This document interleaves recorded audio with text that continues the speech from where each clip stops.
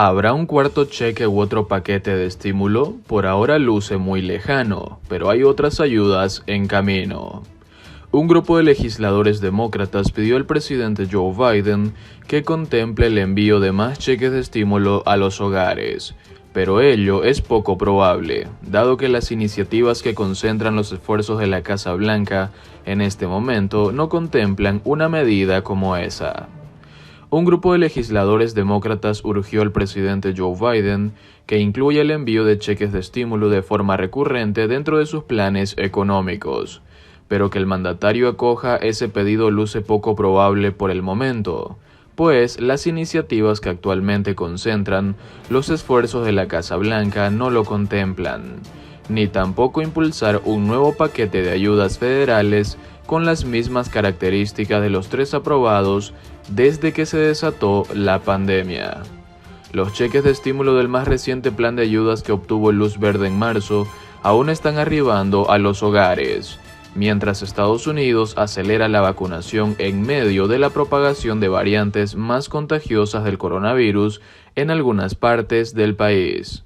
La carrera por inmunizar y otros 2 planes económicos, uno de infraestructura y otro para elevar los impuestos a los más ricos para financiar temas educativos y de cuidado infantil, son los 3 puntos clave en los que el gobierno de Biden enfoca su mira. El mandatario por ahora no ha respondido directamente a la carta con el pedido de los legisladores.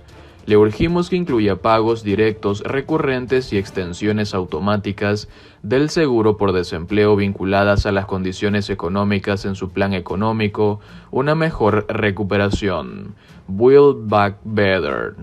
Estas 2 formas de pago son efectivas en conjunto. El beneficio por desempleo ha reemplazado el ingreso o pedido de millones que fueron despedidos, pero millones de otras personas no califican para el beneficio por desempleo luego de que sus hogares fueron reducidas, se movieron a trabajos con una paga más baja o dejaron la fuerza laboral temporalmente para cuidar de su familia durante la pandemia, agrega. Ambas propuestas de pagos directos recurrentes y una extensión de los beneficios por desempleo mientras la tasa de desocupación permanezca alta fueron puestas sobre la mesa por algunos demócratas en las difíciles negociaciones con los republicanos para los paquetes de ayudas federales previos y nunca prosperaron. Incluso algunos demócratas moderados como el senador Joe Manchin casi hacen tambalear el más reciente plan de ayudas por 1,9 billones de dólares, trillions en inglés, precisamente por no estar de acuerdo con el monto del beneficio federal por desempleo, que a última hora fue reducido a $300 semanales, frente a los $400 propuestos. Es difícil incluso lograr apoyo demócrata, por ello luce cuesta arriba que se logre un consenso demócrata alrededor de la iniciativa presentada a Biden por el grupo de legisladores, entre los cuales están los senadores Elizabeth Warren de Massachusetts y Bernie Sanders de Vermont. Tan reciente como la semana pasada, por ejemplo, los legisladores del caucus hispano se reunieron con Biden y no llevaron este asunto en concreto a la Casa Blanca. En el lado republicano el rechazo probablemente volvería a ser tajante como sucedió con el último plan de estímulo, bautizado como Plan de Rescate Estadounidense. Finalmente fue aprobado con un mecanismo conocido como reconciliación que permite que un proyecto tenga luz verde en el Senado con una mayoría simple como la sumamente ajustada que los demócratas tienen actualmente en la Cámara Alta. No está claro si los demócratas planifican recurrir nuevamente a esa maniobra para aprobar nuevas iniciativas. En parte cuando Biden dijo que sería un gobernante que buscaría apoyo bipartidista a sus planes.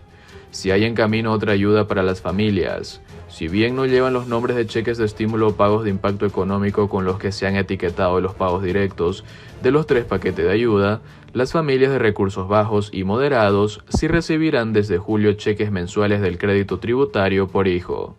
Este año los hogares elegibles recibirán un crédito de $3.600 por cada hijo de hasta 6 años de edad y de $3.000 por los hijos de entre 7 y 16 años bajo este crédito conocido en inglés como Child Tax Credit, potenciado, algo que según estimados expertos podría ayudar a sacar de la pobreza a cerca de 4,1 millones de niños.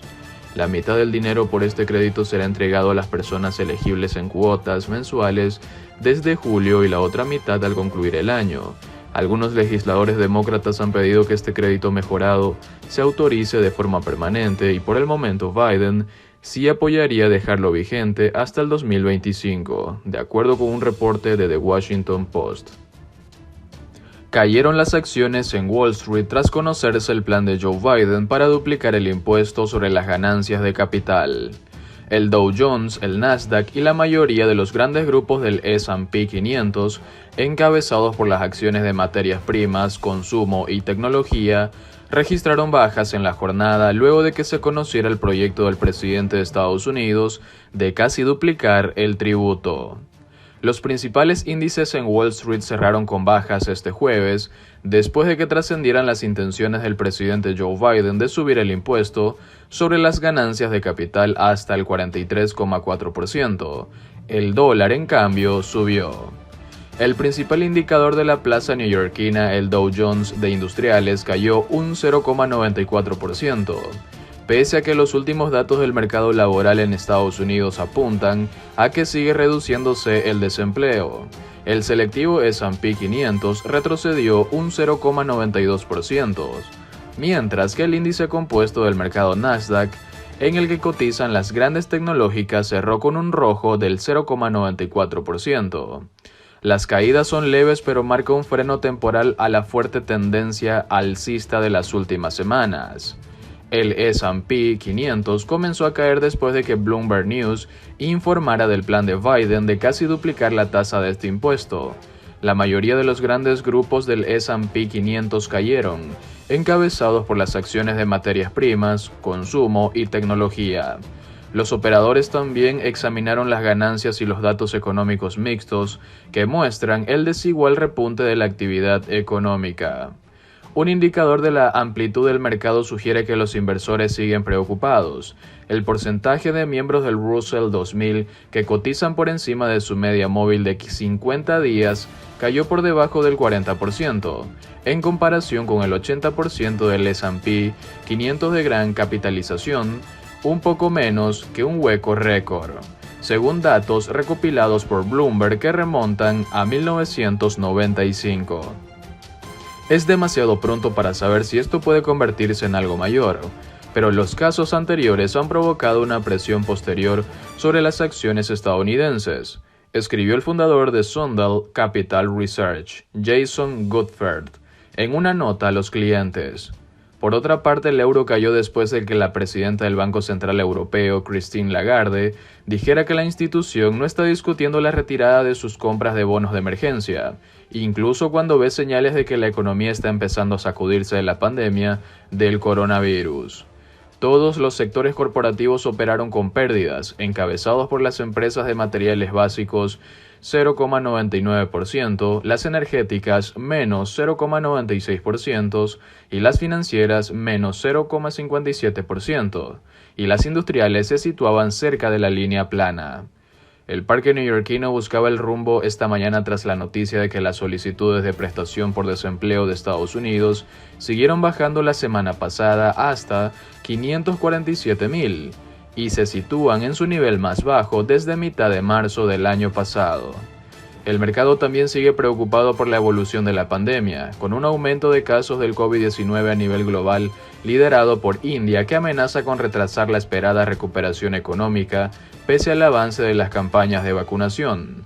Wall Street atraviesa una semana irregular también marcada por los resultados trimestrales, que generalmente están ajustándose o superando las expectativas de los analistas, aunque cualquier decepción genera un castigo, como le ocurrió ayer a Netflix, que perdió un 7%. Netflix repuntaba hoy un ligero 0,33% y los inversores ponían su atención en los datos divulgados esta mañana, entre otros, por el grupo de comunicaciones AT&T 3,7% y Dow Inc. menos 3,64%. En otros mercados, el petróleo de Texas subía a $61,54 el barril. El rendimiento del bono del Tesoro a 10 años descendía a 1.552%.